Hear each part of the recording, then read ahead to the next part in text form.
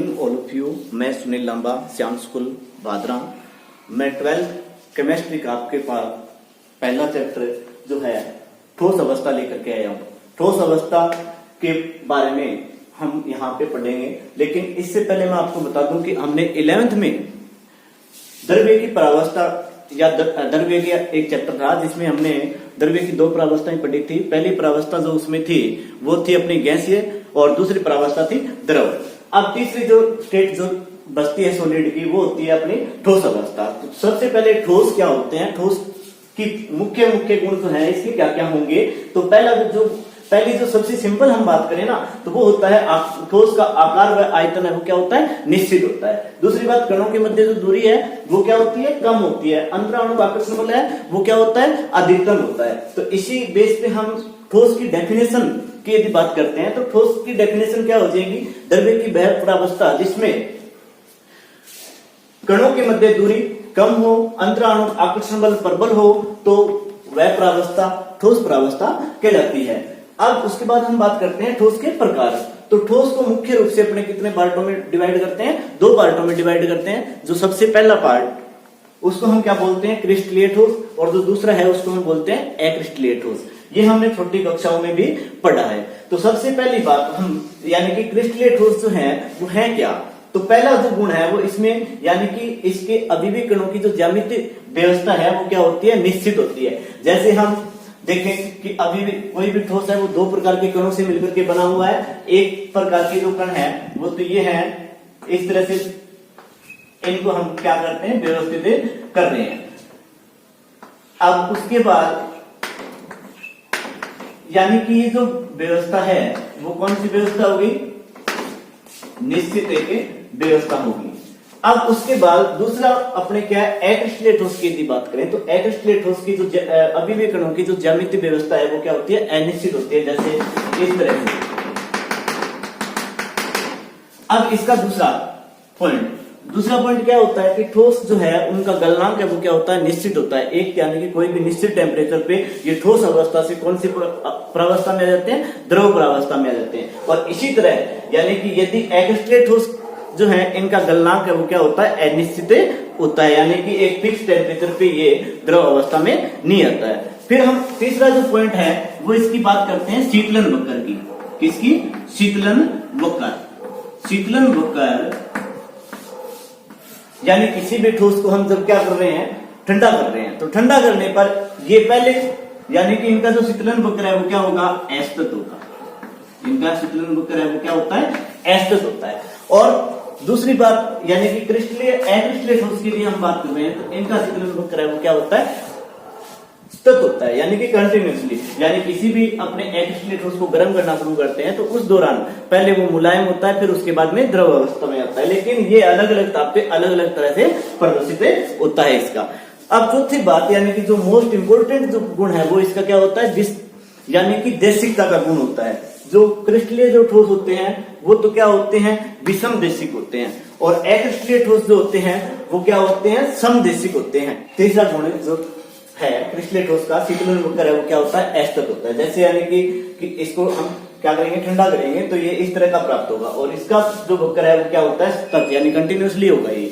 अब चौथा गुण जो इंपोर्टेंट है, एग्जाम में बार बार पूछा जाता है, वो है विषम देशिकता। विषम देशिकता क्या होगी, यानी कि जो क्रिस्टलीय ठोस जो होते हैं उनके भौतिक गुण जैसे अपवर्तनांक है, पराविद्युतता है, यानी कि ये अलग अलग दिशाओं में अलग अलग प्राप्त होते हैं। इस कारण यानी क्रिस्टलीय ठोस है वो क्या होता है, विषम देशिक होता है। जैसे मान लो कि ये क्रिस्टलीय ठोस है जिसमें पहली बात हमने ये पढ़ी थी कि इनमें अभिविक कणों की निश्चित ज्यामितीय व्यवस्था होती है। तो यहाँ पे इनकी जो ज्यामितीय व्यवस्था है वो क्या है, निश्चित है, यानी कि एक छोटा पार्टिकल है, एक बड़ा पार्टिकल है, फिर उसके बड़े के बाद में फिर छोटा पार्टिकल है। तो इस तरह से यानी कि इनकी निश्चित ज्यामितीय व्यवस्था है।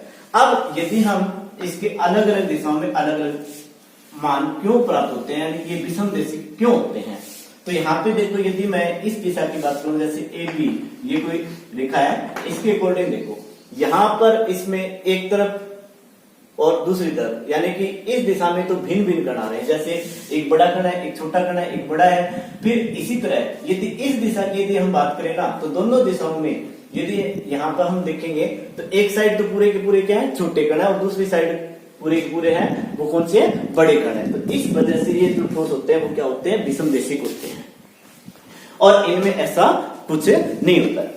अब उसके बाद क्रिस्टलीय ठोस है उनको कौन सा ठोस कहा जाता है, वास्तविक ठोस कहा जाता है। जबकि अक्रिस्टलीय ठोस होते हैं उनको हम कौन से ठोस बोलते हैं, आभासी ठोस बोलते हैं। कौन से ठोस बोलेंगे, आभासी ठोस। अब वास्तविक ठोस यानी क्रिस्टलीय ठोस के एग्जाम्पल क्या होंगे, यानी जितने भी प्रकार के आयनिक यौगिक होते हैं वो सब के सब कौन से होते हैं, क्रिस्टलीय ठोस यानी वास्तविक ठोस होते हैं। जैसे NaCl हो गया, KCl हो गया, CHCl हो गया। अब उसके बाद दूसरे यानी कि सभी आयनिक यौगिक। दूसरी बात, सभी धातुएं वो भी कौन सी होती हैं, क्रिस्टलीय ठोस होती हैं। अब उसके बाद में आभासी ठोस या अक्रिस्टलीय ठोस, इसमें जैसे रबर है, प्लास्टिक है, कांच है, ये क्या होता है, अक्रिस्टलीय ठोस होता है। अब यहां पर मैंने बताया कि आभासी ठोस में एक एग्जांपल मैंने बोला कांच। कांच जो है इसको आभासी ठोस कहा जाता है, क्यों, क्योंकि इसमें मंद प्रवाह का गुण पाया जाता है। जैसे हमने देखे होंगे कि पुरानी इमारतों में जो खिड़कियों में जो शीशे लगे होते हैं वो नीचे से तो मोटे और ऊपर से क्या हो जाते हैं, पतले हो जाते हैं। क्यों, क्योंकि इनमें मंद प्रवाह का गुण पाया जाता है यानी धीमी गति से बहने के कारण। और ये क्वेश्चन बोर्ड एग्जाम में बार बार पूछा गया है। यानी कि कांच को अतिशीतित द्रव क्यों कहा जाता है, क्यों, क्योंकि कांच में मंद प्रवाह का गुण पाया जाता है, इस कारण इसको क्या कहा जाता है, अतिशीतित द्रव कहा जाता है। दूसरे तरीके से ये क्वेश्चन इस तरह से भी पूछा गया है कि पुरानी इमारतों में लगे हुए जो खिड़कियों में जो शीशे होते हैं वो ऊपर से तो पतले और नीचे से मोटे दिखाई देते हैं, क्यों, तो इसका भी रीजन क्या होगा, यही होगा क्योंकि इसमें कांच में मंद प्रवाह का गुण पाया जाता है, इस वजह से ऐसा होता है। अब उसके बाद हम बात करते हैं कि ये तो इसमें अंतर हो गया। बोर्ड एग्जाम में ये भी क्वेश्चन पूछा जाता है कि क्रिस्टलीय और अक्रिस्टलीय ठोस में कोई 4 अंतर लिखो, तो अपने इस तरह से कर सकते हैं। नेक्स्ट अपना यानी कि क्रिस्टलीय और अक्रिस्टलीय ठोसों में अंतर के बाद नेक्स्ट जो बात आती है वो आती है त्रिविम जालक क्या होता है। तो अब देखो, इसको समझने से पहले अपने सिंपल एग्जांपल लेते हैं। यानी कि केमिस्ट्री जो है ना वो इतनी डिफिकल्ट नहीं है, यानी कि बेसिक लाइफ पे आधारित होती है। यदि अपने लाइफ से जोड़ करके इसको पढ़ा जाए ना तो बहुत ज्यादा इजी होती है। जैसे अभी मैं क्रिस्टल जालक या इस पूरे चैप्टर की बात करूंगा ना तो आपको एक बेसिक एग्जांपल बताता हूँ। जैसे अपना घर है या कोई होटल बना हुआ है या जैसे अपनी स्कूल है, तो स्कूल कैसे बनती है, यानी कि जो स्कूल है ना वो एक क्या होता है, त्रिविम जालक की तरह होता है। क्यों, क्योंकि उसमें अपने एक निश्चित व्यवस्था के अनुसार रूम बनाते हैं और रूम बनाने के बाद में उन सभी रूमों के मिलने से क्या है, एक स्कूल का निर्माण होता है। तो यहाँ पर भी इसी तरह से यानी कि अभिविकर्ण है वो एक निश्चित ज्यामितीय व्यवस्था में व्यवस्थित होकर के एक त्रिविम जाल बनाते हैं, और उसे ही हम क्या कहते हैं, त्रिविम जालक कहते हैं। क्या बोला मैंने, क्रिस्टलीय ठोसों में अभिविकर्ण निश्चित ज्यामितीय व्यवस्था में व्यवस्थित होकर के एक त्रिविम जाल का क्या करते हैं, निर्माण करते हैं, और उसको हम क्या बोलते हैं, त्रिविम जालक। जैसे ये त्रिविम जालक है। अब यानी कि स्कूल में सबसे छोटी इकाई क्या होती है, एक अकेला रूम। जैसे यहाँ पे ये त्रिविम जालक है तो इसमें मैं एक कोष्टिका की बात करता हूँ, यानी कि सबसे छोटी इकाई, इसकी सबसे छोटी इकाई यदि हम देखें तो अपने को ये दिखाई देती है।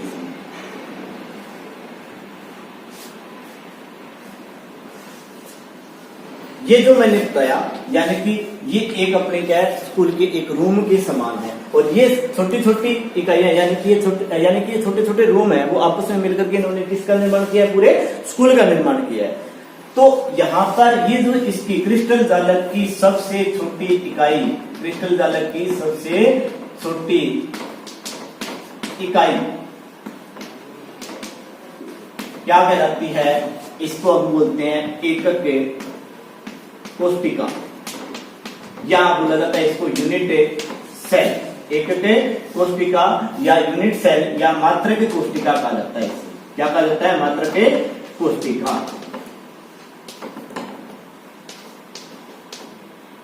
अब मात्रक कोष्टिका यानी कि इसकी डेफिनेशन क्या होगी, मात्रक कोष्टिका की डेफिनेशन क्या होगी, यानी क्रिस्टल जालक की वह छोटी से छोटी इकाई जिसको त्रिविम में बार बार दोहराने पर संपूर्ण क्रिस्टल जालक का क्या होता है, निर्माण होता है, उसे हम क्या बोलते हैं, एकक कोष्टिका या मात्रक कोष्टिका या यूनिट सेल कहते हैं। जैसे यहाँ पे इसको मैं आगे इस तरह से बढ़ाता हूं तो अपने इस संपूर्ण पृष्ठ जालक का क्या हो जाता है, निर्माण हो जाता है।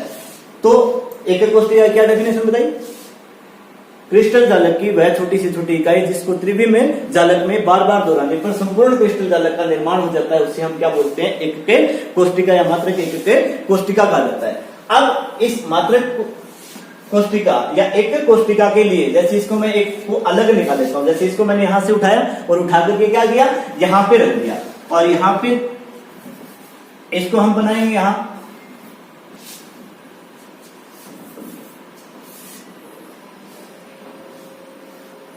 ये बनाना भी बिल्कुल क्या है, इजी है। जैसे देखो यहाँ पे नीचे वाला कॉर्नर है, इसको नीचे तक लेकर के आओ, ऊपर वाले को ऊपर ही रख दो, नीचे वाले को नीचे लेके आओ, इसको ऊपर ही रख दो, वापस इनको ऐसे मिला दो। तो ये अपने को एक क्या दिखाई दी, एकक कोष्ठिका या मात्रक एकक कोष्ठिका। अब यहाँ पे एक क्वेश्चन पूछा जाता है कि एकक कोष्ठिका के लिए कितने पैरामीटर प्रयुक्त किए जाते हैं। तो एकक कोष्ठिका के लिए मुख्यतः कितने पैरामीटर काम में लिए जाते हैं, 6 पैरामीटर काम में लिए जाते हैं। कितने पैरामीटर काम में लेंगे अपने, 6 पैरामीटर। और इसमें 6 पैरामीटर एकक कोष्ठिका के पैरामीटर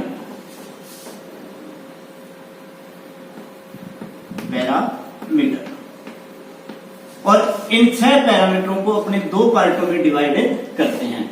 इसमें 3 पैरामीटर तो जो होते हैं वो तो होते हैं किसके लिए, अक्ष के लिए, और 3 पैरामीटर जो होते हैं वो होते हैं किसके लिए, कोणों के लिए। जैसे मैंने अक्षों की बात की, जैसे यानी कि ये इस एकक कोष्ठिका की 3 अक्षें होगी, जैसे ये एक्स अक्ष होगी, ये वाई अक्ष होगी और ये जेड अक्ष होगी। इसकी लंबाई के लिए मैंने जो पैरामीटर काम में लिया, जैसे इसके लिए मैंने ले लिया ए, इसके लिए मैंने काम में ले लिया बी, और इसके लिए काम में ले लिया मैंने सी। तो आपसे पूछा जाए कि एकक कोष्ठिका के लिए कितने पैरामीटर प्रयुक्त किए जाते हैं, तो कितने पैरामीटर प्रयुक्त किए जाते हैं, 6 प्रकार के। इनको कैसे डिवाइड करते हैं, 2 प्रकार से डिवाइड करते हैं। 3 पैरामीटर तो किसके लिए, अक्ष के लिए, और 3 पैरामीटर किसके लिए, कोणों के लिए। अब अक्ष के लिए मैंने क्या माना यहाँ पे ए बी सी, और यहाँ पे कोणों के लिए मैंने यानी कि हाँ एबीसी हो गया, और कोणों के लिए मैं इनको मान सकता हूँ क्या, यहाँ पे जो बनने वाला कोण है उसको अल्फा, यहाँ बनने वाला कोण बीटा, और यहाँ बनने वाला कोण है वो क्या हो जाएगा, अपना गामा हो जाएगा। तो इस तरह से अपने इसके 6 पैरामीटर काम में लिए। एकक कोष्ठिका या मात्रक कोष्ठिका जो है उसको अपने मुख्य रूप से कितने पार्टों में डिवाइड करते हैं, मुख्य रूप से 2 पार्टों में डिवाइड करेंगे। एक को तो आद्य मात्रक कोष्ठिका या आद्य एकक कोष्ठिका या प्रिमिटिव सेल जिसको बोलेंगे अपने, ठीक है। दूसरी होती है केंद्रित मात्रक कोष्ठिका। तो इसमें सबसे पहले अपने देखें आद्य मात्रक कोष्ठिका। तो इसको अपने क्या है, जैसे अपना रूम जो होता है ना, जिस रूम में आप बैठे हो उसी के बारे में सोचना आपको, यानी कि रूम जो है उसके कोने कितने होते हैं, टोटल 8 कोने होते हैं। जैसे तो यहां पर ऐसी एकक कोष्ठिका जिसमें अभी भी कण केवल एकक कोष्ठिका के कोनों पर स्थित हों, एकक कोष्ठिका के कहां स्थित हो, कोनों पर स्थित हों, तो इस प्रकार की जो मात्रक कोष्ठिका या जो एकक कोष्ठिका है उसको हम बोलते हैं आद्य एकक कोष्ठिका। क्या बोलेंगे, आद्य एकक कोष्ठिका। अब दूसरी बात यानी केंद्रित मात्रक कोष्ठिका, इसके लिए हम बात करें। तो ये जो केंद्रित जो वर्ड है इसमें देखो ये बात तो होगी, यानी कि अभी भी कण जो है कोनों पर तो है ही, जैसे, लेकिन इसके अलावा पहली बात मैंने क्या बोली, फलक केंद्रित, यानी कि फलक केंद्रित। तो इस प्रकार की जो मात्रक कोष्ठिका होगी उसमें कोनों के ऊपर तो कण होने ही है, ये कोनों के कण दर्शा दिए हमने। अब उसके बाद अपने रूम के फलक कितने होते हैं, रूम के फलक 6 होंगे, जैसे एक ही हो गया, एक ही हो गया, एक ही हो गया, एक ही हो गया, एक ऊपर वाला हो गया और एक नीचे वाला हो गया। तो यानी कि फलक कितने हुए, 6। तो यानी ऐसी एकक कोष्ठिका जिसमें अभी भी कण कोनों के अलावा उसके फलकों के केंद्र पर भी स्थित हो, तो इस प्रकार की जो एकक कोष्ठिका है उसको हम कौन सी बोलेंगे, फलक केंद्रित एकक कोष्ठिका बोलेंगे। जैसे यहाँ पे ये इस फलक के केंद्र में हो गया, ये इस फलक के केंद्र में हो गया, ये अपने इस फलक के केंद्र में हो गया, ये इस फलक के केंद्र में हो गया। अब बाकी कितने बच गए, 2, एक तो जैसे ऊपर वाला और एक क्या है, नीचे वाला। तो आपको पता है 3D है तो अपने पीछे वाला को दिखा नहीं पाएंगे, इस वजह से यहाँ पे इन दोनों को दिखा दिया। अब उसके बाद हम बात करते हैं काय केंद्र यानी बॉडी सेंटर्ड। तो रूम जो है, रूम का सेंटर पॉइंट तो एक ही होगा, तो यानी एक ऐसी एकक कोष्ठिका जिसमें अभी भी कण, ऐसी एकक कोष्ठिका जिसमें अभी भी कण कोनों के अलावा कहाँ स्थित हो, एकक कोष्टिका के केंद्र पर स्थित हो। तो इस प्रकार की जो एकक कोष्टिका है वो क्या कहलाती है, काय केंद्रित एकक कोष्टिका कहलाती है। अब उसके बाद तीसरी प्रकार जो है केंद्रित मात्रक कोष्टिका में ही, तो इसमें तीसरा जो प्रकार है वो कौन सा है, अंत्य केंद्रित एकक कोष्टिका। इसमें क्या होगा, यानी कि ऐसी एकक कोष्टिका जिसमें अभिविकर्ण कोनों के साथ साथ किन्हीं दो विपरीत फलकों पर उपस्थित हो, किन्हीं दो विपरीत फलकों पर उपस्थित हो। जैसे ऊपर वाले पे है तो कहाँ होगा, नीचे वाले पे, सामने वाले पे है तो कहाँ होगा, पीछे वाले पे। तो जैसे मैंने यहाँ पे ये ऊपर वाले पे दिखा दिया और ये नीचे वाले पे दिखा दिया। तो इस प्रकार से मात्रक एकक कोष्टिका है उसको अपने मुख्य रूप से कितने पार्टों में डिवाइड किया, 2 पार्टों में। एक तो कौन सी होगी, आद्य होगी, दूसरी कौन सी होगी अपनी यानी केंद्रित एकक कोष्टिका, कितने पार्टों में डिवाइड किया, 3 पार्टों में डिवाइड किया। 3 कौन से हो गए, फलक केंद्रित हो गया, काय केंद्रित हो गया और अंतः केंद्रित हो गया। अब उसके बाद थोड़ा सा आप लोगों को थोड़ा सा वो सोचना है। जैसे मान लो कि अपना जो रूम का कॉर्नर है, इस कॉर्नर के हटा करके अपने यानी कि कितने और रूम बनाए जा सकते हैं। जैसे मैं बात करूं यानी कि ऊपर वाला कॉर्नर है, इस कॉर्नर के यानी कि एक इस साइड आ जाएगा, एक इस साइड आ जाएगा, एक इस साइड आ जाएगा और इसी तरह से 4 है वो इसके ऊपर आ जाएंगे। तो ये जो कॉर्नर है वो इस एकक कोष्टिका के लिए, ये जो कॉर्नर है वो इस एकक कोष्टिका के लिए कितने का योगदान करेगा, 1/8 का। यानी कि आद्य एकक जो कोष्टिका होती है उसमें प्रति अभिविकर्ण जो योगदान रहता है वो कितने का रहता है, 1/8 का। यदि ठीक से समझ में नहीं आया तो एक बार बेसिक से आप वो सोचो, यानी कि जो कॉर्नर है, जैसे मान लो कि ये कॉर्नर है अपना, तो यहाँ पे एक देखो, यहाँ दूसरा रूम यहाँ बन सकता है, तीसरा यहाँ बन सकता है और चौथा यहाँ बन सकता है। ये कॉर्नर इतने में डिवाइड हो गया। अब ऐसे ही 4 इसके ऊपर और बन जाएंगे, एक यहाँ इसके ऊपर बनेगा, एक इसके ऊपर बनेगा, एक इसके ऊपर बनेगा और एक इसके ऊपर बनेगा। तो यानी कि एक कण है वो कितने, यानी कि ये जो कॉर्नर है अपना, ये कॉर्नर जो है वो कितने रूम में डिवाइड हो रहा है, 8 में हो रहा है। तो इसमें एक के लिए कितना योगदान होगा इसका, 1/8 का। और टोटल कॉर्नर कितने होते हैं रूम में, 8। तो ये 1/8 तो इटू यानी कि यहाँ पे प्रति अभिविकर्ण जो यानी कि एकक कोष्टिका के लिए जो है वो कितना आएगा, 1 आएगा। अब दूसरी बात हम करते हैं फलक केंद्रित। तो फलक केंद्रित की डेफिनेशन में हमने पढ़ा कि अभिविकर्ण है वो इसके कॉर्नर पे तो होंगे और कॉर्नर वालों का हमने देख लिया योगदान कितने का होता है, 1/8 का। कॉर्नर कितने होते हैं, 8 होते हैं। प्लस यहाँ पे जो बात है वो कौन सी है, यानी कि अभिविकर्ण है वो कहाँ पे स्थित है, फलक पर भी स्थित है। और फलक पे जो कण होता है उसका योगदान कितना होता है, 1/2 का। जैसे हम जिस रूम में बैठे हैं उस रूम से यानी कि अपने को 2 रूम बनाने हैं, तो क्या करना पड़ेगा अपने को, उसके बीच में केवल एक ही दीवार निकालनी और वो दीवार दोनों रूम के लिए क्या होगी, इक्वल होगी, यानी कि दोनों में उसका योगदान होगा। तो यहाँ पे जो फलक के केंद्र में जो अभिविकर्ण होता है उसका योगदान कितने का होता है, 1/2 का। और 1/2 का और टोटल फलक है वो कितने हो गए, 6। तो यानी कि टोटल इसके लिए जो योगदान रहेगा वो कितने, इस एकक कोष्टिका के लिए अभिविकर्णों की संख्या कितनी रहेगी, 4 रहेगी। अब उसके बाद बात करते हैं अपने काय केंद्रित। तो काय केंद्रित की भी डेफिनेशन यही है, क्या, ऐसी एकक कोष्टिका जिसमें अभिविकर्ण कोनों के साथ साथ एकक कोष्टिका के केंद्र पर।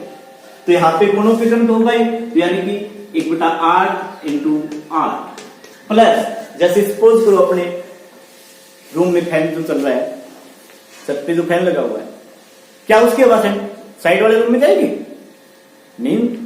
तो यहाँ पे जो सेंटर में जो अभिविकर्ण जो होता है उसका पूर्णतः योगदान होता है इस एकक कोष्टिका के लिए। तो ये क्या रहेगा, +1। तो अंत्य यानी काय केंद्रित एकक कोष्टिका के लिए अभिविकर्णों की संख्या कितनी होगी, 2 जी। अब इसी तरह से यदि हम बात करें अंत्य, तो इसकी भी डेफिनेशन हमने क्या बोली है कि कोनों पे होगा और किन्हीं 2 विपरीत फलकों पे होगा।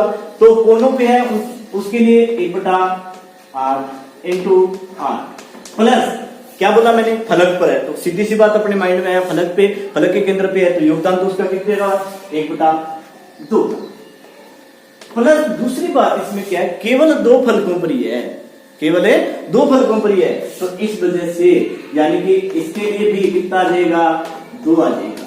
तो आप लोगों से पूछा जाए एकक कोष्टिका के लिए कुल अभिविकर्णों की संख्या कितनी होती है, तो आद्य के लिए कितनी होती है, 1 होती है।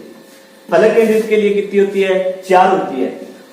काय केंद्रित के लिए कितनी होती है, 2 होती है। और अंत्य के लिए भी कितनी होती है, 2 होती है। तो बार बार बोर्ड एग्जाम में ये बात भी पूछी गई है कि फलक केंद्रित एकल कोष्ठिका को परिभाषित कीजिए तथा इसके लिए अभिविकरणों की संख्या बताइए। यदि आप लोगों को मेरा वीडियो पसंद आया है तो इसको अधिक से अधिक लाइक एंड शेयर करें, और यदि किसी को कोई भी क्वेश्चन करना हो तो कमेंट बॉक्स में आप जरूर लिखें। अब इसके साथ ही मैं लास्ट में आपको 2-3 क्वेश्चन बता के जा रहा हूं जो कि बोर्ड एग्जाम में बार बार पूछे गए हैं। पहला क्वेश्चन जो अपना है वो ये आता है कि क्रिस्टलीय और अक्रिस्टलीय ठोस में अंतर लिखो। दूसरा जो क्वेश्चन यहाँ पे पूछा जाता है वो मैंने आपको बताया था कि समदेशिकता या विषमदेशिकता क्या होती है। तीसरा जो क्वेश्चन यहाँ पे जो बनता है मोस्ट इंपोर्टेंट, कम से कम 3-4 बार पूछा गया है, वो क्या है, कांच को अतिशीतित द्रव कहा जाता है क्यों, या पुरानी इमारतों की खिड़कियों में जो लगे हुए शीशे जो होते हैं वो ऊपर से पतले और नीचे से मोटे दिखाई देते हैं क्यों। धन्यवाद।